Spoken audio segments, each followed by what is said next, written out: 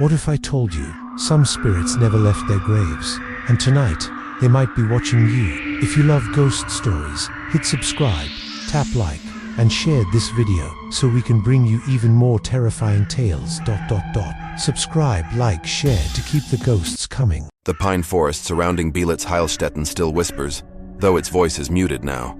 A rasping exhalation tangled in branches and broken glass. The forest is old, older than the bricks, older than the wards and balconies where tuberculosis patients once lay in rows, inhaling resin-scented air as if the trees themselves could save them.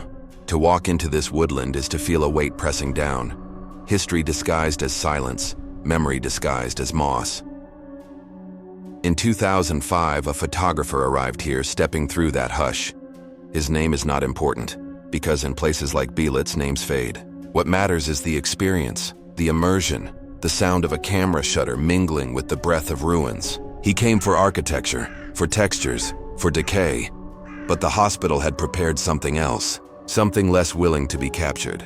Before he even set foot inside, the forest itself began its ritual of preparation. Every twig snapping underfoot sounded too deliberate, too intentional, as though unseen figures walked in parallel just beyond the tree line. Light cut through the canopy in thin surgical beams, the way it must have once streamed into patient wards, sharp, clinical, merciless. Already, before a single photograph, the hospital announced itself not as a ruin, but as a presence.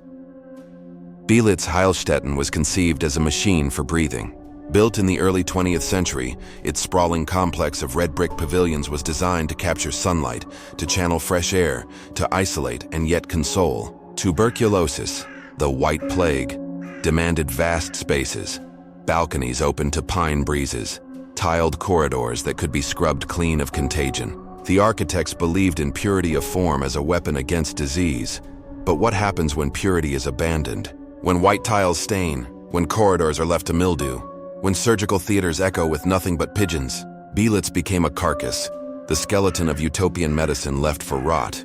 Its bones, however, did not empty. They filled instead with echoes.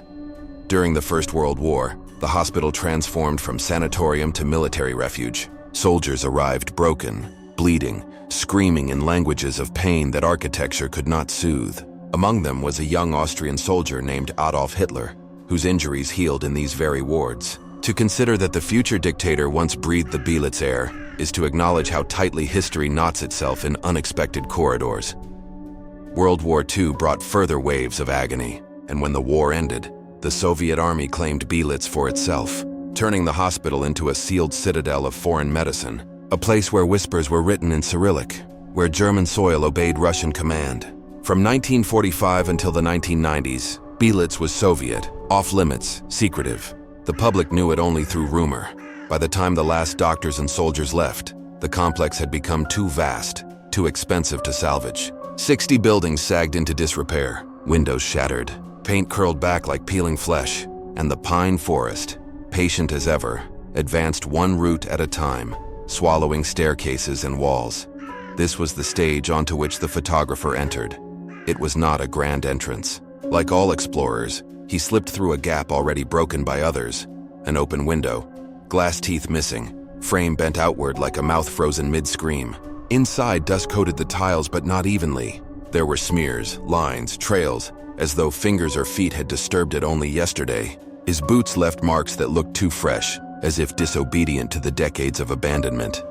The air was wrong. Not the damp rot of most ruins, but sharp, metallic, almost surgical. It stung his nose in a way that suggested sterilization, as though disinfectant lingered decades after the last operation. He paused, lifted his camera, snapped the first photograph. A hallway stretching toward darkness, lined with doorways yawning open. The flash painted the dust in sudden brightness, and for one heartbeat it looked like snow. Beelitz had accepted him, but acceptance here was never kind. Every ruin is haunted by multiple eras. At Beelitz, one could peel them like wallpaper. First came the tuberculosis patients, coughing into handkerchiefs, their thin bodies wheeled onto balconies to breathe pine air. Behind them, soldiers on stretchers, eyes glazed from mustard gas, bodies mangled beyond recognition. Behind them, Soviet officers with guarded expressions, doctors speaking clipped Russian, the hum of secrecy. And behind all of them, the silence of abandonment. Graffiti scrawled by teenagers. the dark memory of Wolfgang Schmidt, the Beelitz murderer, who stalked and killed near these very grounds in the 1990s. To walk inside was to feel all these layers at once. The photographer did not yet hear the footsteps, did not yet see the coat, but already his own breathing sounded borrowed, as though he inhaled on behalf of the dead. He moved deeper. Corridors in Beelitz are infamous, long, tiled, seemingly endless. They narrow into perspective until sight collapses, offering no clear end. Walking them is like walking through time itself. Each step echoes into history, each door hides another decade. The photographer advanced, counting his steps without meaning to, as though summoned into a rhythm. His camera clicked, the sound crisp against the hush. He framed shots of flaking paint, of a wheelchair rusting into immobility, of a surgical lamp dangling from one remaining wire. His eye was trained on decay, but his body was listening, and the building was listening back. At first it was the sigh of wind through broken panes, then the rattle of something shifting above, perhaps a pigeon or loose plaster, then distinct, undeniable footsteps, not his own. They came from behind him, measured, deliberate, echoing along the tiles. He stopped, pulse racing, convinced another explorer had entered unseen. Slowly he turned. The corridor behind him was empty. Only dust. Only doorways yawning. He lifted the camera, snapped a photograph of the emptiness, as if to prove something to himself. But the footsteps did not stop. They resumed, moving now ahead, around a corner he had not yet reached. The sound was neither hurried nor hesitant. It was professional, calm, the sound of someone who belonged. He followed. Turning the corner, he caught a glimpse, a white blur disappearing into a side room. Not glowing, not transparent, simply a coat, the hem swaying as though a body had just turned. But there was no body. His heart hammered. The rational part of him, the part that cataloged lenses and shutter speeds, insisted on explanations. Another explorer? A squatter? A trick of light? But no rationality explained the silence that followed. The absence of dust disturbed where the figure had turned, the way the air itself now felt charged. He raised the camera again, but the lens refused to capture what the eye had seen. Only a doorway, peeling paint, shadows curling inward. Still, he could not leave. Not yet. Beelitz does not let visitors go easily. Its walls do not echo, they answer. Its corridors do not end, they extend inward. For the photographer, the white coat was not yet a ghost, not yet a certainty, but it was a beginning. The hospital had opened its first door. What he did not yet know was that Beelitz never shows itself all at once. It begins with a sound, then a glimpse, then as hours stretch, as footsteps falter, it reveals more. And so the photographer went deeper.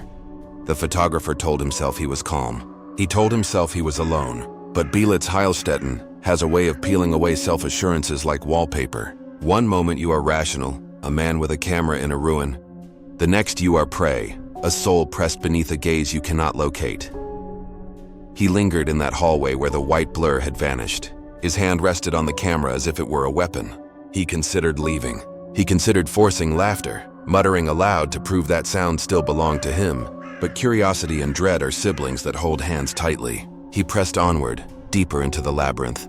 Each doorway led to another cavity of memory. Some rooms still carried the skeletons of furniture. A rusting bed frame, a cabinet yawning with broken shelves, a chair collapsed under its own age. In one, the tiled walls were stained with moss and streaks that looked like dripping veins. In another, graffiti scrawled "Hilf mir," help me, across a wall that once bore medical charts. He raised his camera and captured these details, yet each click of the shutter felt like an intrusion. The sound was too loud, as if the building resented documentation. Dust stirred at every flash, curling upward like breath. He began to sense that the rooms were not empty, but inhaling and exhaling at a rhythm just slightly out of sync with his own. Sometimes the air was still. Sometimes, without warning, it shifted in a sudden draft, brushing his neck like a whispered command. The staircases of Beelitz spiral upward with an elegance cruelly betrayed by decay. Iron railings corrode into lace. Steps suck, but their symmetry remains hypnotic, drawing the eye upward as if promising revelation. He placed a foot on the first step. It groaned. He hesitated, then climbed slowly. Midway he froze. The sound came again. Footsteps. Not behind, not ahead, above. Someone was pacing the upper floor. The rhythm was clinical, steady, as though making rounds between wards. He swallowed, lifted the camera. The staircase was empty. He took another step. The footsteps stopped. The silence that followed was heavier than sound. He ascended fully, sweat cold on his back, convinced that with every turn he would confront someone waiting. Yet each landing offered only more ruin. At the top, he turned a corner and found a corridor bathed in faint light, its walls lined with cracked tiles the color of bone. A door creaked open at the far end, not fully, just enough to show darkness beyond. The coat would return. He knew it. Explorers often report that abandoned places hum with residual noise, drips, cracks, pigeons. But in Beelitz, the noise acquires structure. As he moved down that corridor, the photographer began to hear murmurs. Not words he could place, not loud enough to claim as voices, but patterns. A rise, a fall. He strained to catch it. For a moment it sounded like German, the clipped cadence of orders. Then Russian, heavy consonants grinding through the air. Then nothing. Silence again, as though the building tested which tongue he would recognize. He whispered to himself, "No one is here." But the words fell flat, like chalk against stone. The half-open door at the corridor's end shifted. Not with wind, not with collapse, but with intention. It widened just slightly, and there it was again. The white coat, the faint outline of a shoulder, a sleeve, the hem swaying. This time he saw more clearly. It was not a full body, not flesh. It was suggestion, a memory condensed into fabric. The coat hung in the air as though worn by emptiness. He blinked, and it dissolved, leaving only shadow. But the room beyond the door exhaled, a cold draft brushing his face. Instruments left behind, he entered. The room had once been surgical. A lamp dangled overhead like a decapitated sun. Tables stood corroded, their surfaces etched with scratches that resembled claw marks but were likely the erosion of years. On the floor, half buried in dust, lay instruments, a scalpel handle, a pair of forceps, a broken syringe. He crouched, lifted the forceps, and immediately regretted touching. The metal was icy, unnaturally so, as though refrigerated by something unseen. His hand trembled. He dropped it, and the clatter rang far too loud, like a gunshot. The footsteps returned instantly, circling outside the room. They moved past the door, paused, then continued down the corridor. Whoever, or whatever, wore that coat had no interest in confronting him. Not yet. Hours passed. Light shifted through shattered windows. The photographer lost track of time, his movements less purposeful, more compelled. He felt as though the building itself had wrapped around him like a patient sheet, guiding his steps, refusing release. Sometimes he heard coughing, faint and wet, from deep within walls. Sometimes he caught the scent of antiseptic followed by the sour tang of blood. Once, in a ward littered with rusting bed frames, he swore he saw indentations on mattresses, as though invisible bodies still lay waiting. His photographs grew stranger too. When he reviewed them briefly on his digital screen, some frames showed what his eyes had not. Streaks of pale light across corridors, faint outlines near windows, a suggestion of movement in places he remembered as still. Beelitz was no longer ruin, it was organism, and he was inside it. He entered a chamber where mirrors once lined the walls. Most were shattered, but one remained intact, fogged with decades of dust. He raised his flashlight and wiped a section clean with his sleeve. The reflection showed him, camera lifted, but over his shoulder a figure. White coat, head tilted, face obscured, he spun. No one. When he looked back at the mirror, the coat was still there, standing behind his reflection, though the room remained empty. The figure's head inclined slightly as if acknowledging him. Then the mirror cracked with a sudden sharp report, splitting his reflection into fragments. He stumbled back, nearly dropping the camera. His breath came ragged, and for the first time he whispered aloud, "Please." He did not know if it was plea or prayer. From then, the building grew more intimate. Voices thickened. He heard names he did not recognize, syllables carried as though from intercoms long rusted away. In a children's ward, tiny echoes of laughter threaded the silence before collapsing into coughs. In a basement corridor, something muttered directly into his ear. A man's voice, low, clipped, but when he turned, the air was empty. The most disturbing was the sense of touch. Passing through one ward, he felt the hem of his coat tug gently as though by a child's hand. He froze, heart stuttering, nothing visible, yet the sensation lingered, undeniable. He whispered again, "Please." This time it was unmistakably to the dead. On a desk coated with moss and rot lay a book, its leather cover warped. He brushed it open and found a patient ledger, names written in fading ink, diagnoses, dates of death. He turned the brittle pages slowly, aware that each line represented a breath once drawn in this building. Halfway through, he froze. On one page, a fresh entry stood out. The ink was not faded. The handwriting sharp, it listed his own name. His stomach lurched. The diagnosis field read only one word: anwesend. Present. He slammed the book shut, backing away, bile rising in his throat. Somewhere down the corridor, footsteps began again. From that moment, Beelitz changed from eerie to predatory. Corridors no longer felt random. They guided him. Each turn funneled him deeper. Doors that had been open now creaked shut behind him. Windows looked out not on forest but on darkness. His rational mind fractured. He muttered calculations, exposure times, f-stop numbers, anything to anchor himself. But the building drowned them out with its chorus. Coughs, whispers, footsteps, murmurs in Russian, German, something older still. The code appeared more often now, always just ahead, always vanishing around corners. Sometimes he glimpsed hands, pale, gloved, carrying instruments that caught the light like blades. He realized he was no longer photographing decay. He was photographing haunting itself, and haunting was photographing him back. The hospital was no longer ruin. It had become a lung, a heart, a body with arteries made of corridors and chambers of decay. And the photographer, once a trespasser, was now swallowed whole, moving through its anatomy like blood in veins not his own. The footsteps no longer teased from a distance. They surrounded him, above, below, behind, sometimes ahead. The white coat no longer flickered at the corner of sight. It lingered, waiting at the ends of halls, dissolving only when he tried to focus. Beelitz-Heilstätten had decided. He was no longer visitor. He was patient. He found himself drawn toward the basements. He had not intended it. His feet simply carried him, each choice of direction narrowing until stairs yawned downward. The smell thickened, mold, rust, something metallic and sweet like old blood. The stairs creaked underfoot. The light dwindled. His flashlight beam shook as he descended, illuminating pipes that dripped slowly like veins sweating. Shadows swelled in corners, too dense to be dismissed as absence.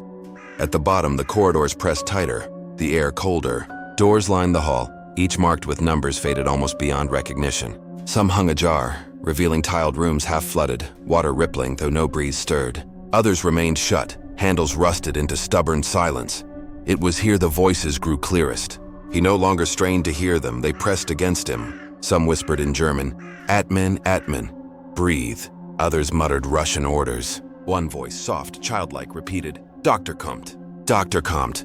The doctor is coming. His camera strap cut into his neck, heavy now as a shackle. He whispered aloud, Why am I here? The hospital answered with a single metallic clang from deep within the corridor, as though a bed frame had been hurled against tile. He moved toward it. The source was a wide double door, on leaf open, revealing a room vast enough to swallow his light. His boots clicked on tile as he entered. The beam of his flashlight caught glints, steel trays, glass shards, rusted stands. At the center stood an operating table. Its leather straps remained buckled, stiffened by time. Above it hung a massive lamp, its broken bulbs glistening like blind eyes. He approached slowly, camera raised. The shutter clicked, echoing in the cavernous silence. Then came the breath.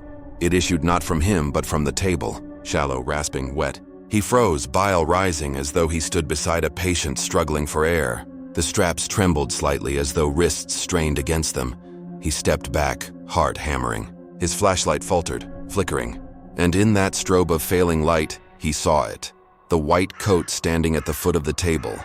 Head bowed, hands poised above the invisible patient. The light steadied. The coat was gone, but the straps continued to twitch. He turned to leave, but the door slammed shut, the sound booming like gunfire. The handle rattled once, then locked with a final click. He lunged, pulled, hammered, but it did not move. Behind him, the breath grew louder, shifting into a chorus. Multiple lungs, multiple throats. He spun. Figures surrounded the table. Half-formed, pale patients and doctors both. Their faces were blurred, smeared like paint under rain. Some wore gowns stained with blood. Some coughed endlessly, crimson flecks spraying though they vanished before touching the floor. Others held instruments, scalpels, clamps, saws. Their hands reached. Not toward the invisible patient, but toward him. He staggered back, but there was nowhere to go. The wall pressed against him. Fingers, cold and translucent, brushed his arms. His face tugged at his camera. One hand pressed against his chest, and for a moment he felt it penetrate flesh, coldness flooding inward, as though they were measuring his heartbeat from within. His knees buckled. He dropped, gasping. His vision blurred. The chorus of breath surrounded him, layered with murmured diagnoses, dates, prayers, and then silence. When he lifted his head, the room was empty again. The door swung open of its own accord. Stumbling into the hall, he found a new corridor, one he did not remember descending toward. Its walls were covered not in tiles but in paper, sheets nailed, stapled, glued. Patient records, each one bearing a name, a birth date, a diagnosis. They stretched endlessly, thousands upon thousands, overlapping in layers. He walked slowly, hand brushing the brittle sheets. As he did, some crumbled into dust. Others clung, sticking to his palm like skin. Halfway down, he froze. The names shifted. Letters rearranged, ink darkened, and on one paper his own name appeared again. Beneath it, status, Aufnahme, admitted. His chest tightened. He tore the paper down, crumpled it, flung it aside. But when he looked again, the name had returned on another sheet further ahead. The corridor seemed to lengthen, stretching into infinity, lined with his name repeated again and again, each record slightly different. Some marked him as tuberculosis patient, others as war casualty, one as Soviet officer, another as murderer. The hospital was cataloging him, splitting him across its centuries, claiming him for every era. He ran, panic overtaking curiosity, until the corridor spat him into a wide chamber, the hospital's chapel. Its high ceiling gaped, beams exposed, but fragments of stained glass still clung to windows, bleeding red and blue light across the floor. At the altar, candles burned, fresh, their wax dripped in real time, not decades old. He approached cautiously. The altar cloth was pristine, impossible in a ruin. Upon it lay instruments arranged in ritualistic symmetry: scalpel, needle, forceps, hammer. Each gleamed, polished. He lifted his camera, desperate to record proof, but when he looked through the lens, the scene changed. The instruments became bones. The altar cloth became a stained shroud. The candles became hands, pale finger bones alight at their tips. He lowered the camera. Normal again. He raised it. Bones again. And in the viewfinder, the white coat stood directly behind the altar, watching him. He dropped the camera. It shattered. The coat did not vanish this time. It stepped forward, fabric swaying as though worn by wind, though the air was still. The outline of a body thickened within it, not flesh but shadow. The face was indistinct, yet the gaze palpable, drilling into him. The doctor raised a hand, not to threaten, to beckon. He shook his head violently, stumbling backward, whispering, "No, no, no." His heel struck the broken camera. He fell, palm scraping stone. The doctor advanced slowly, each step echoing with the precision of a metronome. And with each step, the chapel filled with noise. Coughing, screaming, surgical orders barked, prayers muttered, babies crying, boots marching. Every sound of Beelitz's history erupted at once, deafening, collapsing him into a fetal curl. When he dared look up, the doctor loomed above, hand extended. The coat flared outward like wings. And in that instant, the photographer felt not terror but a strange, impossible calm, like surrender, like anesthesia before operation. The hand touched his forehead. Darkness consumed him. He woke on a bed, a hospital bed, straps across his wrists and ankles. The ceiling above him was white, uncracked, pristine. The air smelled sterile. Monitors beeped softly. For a moment, he believed he had dreamed everything, that he had injured himself exploring and been found, rescued, admitted. Then he turned his head. The ward stretched endlessly, rows of beds filled with patients. Some coughed blood, some moaned through bandages, some were skeletal, eyes hollow. Nurses moved between them, silent, faceless. And at the far end, the doctor in the white coat stood, clipboard in hand, writing with methodical precision. The photographer screamed. No sound emerged. The straps tightened. The doctor looked up, gaze fixing him with clinical inevitability. He began to walk forward. The bed creaked beneath him as he strained against the straps. The buckles did not yield. They cut into his skin, biting like the teeth of metal that had waited decades to taste flesh again. The monitor beside him beeped, not in steady rhythm, but stuttering, frantic, then flat, then erratic again, as though mocking the idea of pulse. The ward stretched on without end. The farther he looked, the more beds appeared. spawning out of shadow like a multiplication of suffering. Patients twisted, some coughing, some whispering words he couldn't recognize. Others lying perfectly, still with eyes open, staring at ceilings that seemed to sag closer with every second. He tried to call out, but no sound came from his throat. His scream was a breath, caught before it could be born. His voice had been stolen, swallowed by Beelitz. The nurse appeared first. Not the blurred wraiths he had glimpsed before, but sharper, her silhouette crisp against the pallid light. She leaned over him, face blank, skin too smooth, as if wax poured over bone. Her hands adjusted his straps, pulling them tighter. Her touch was cold, not the temperature of ice, but of absence, as though she had never been warm at all. Her lips parted. A voice slid out, not hers, but a layered chorus. Men, women, children, soldiers, patients, doctors. Du bist angekommen. You have arrived. The words settled into him like a verdict. The doctor's steps were inevitable. He advanced slowly from the far end of the ward, clipboard still in hand, each stride steady as clockwork. Patients hushed as he passed, silence rippling outward like a tide. Even the monitors stilled, screens flatlining only to resume once he moved beyond. The photographer thrashed in his bonds, muscles screaming. But the bed might as well have been a coffin nailed shut. The doctor reached the foot of the bed. The clipboard hovered, pages shuffling without touch.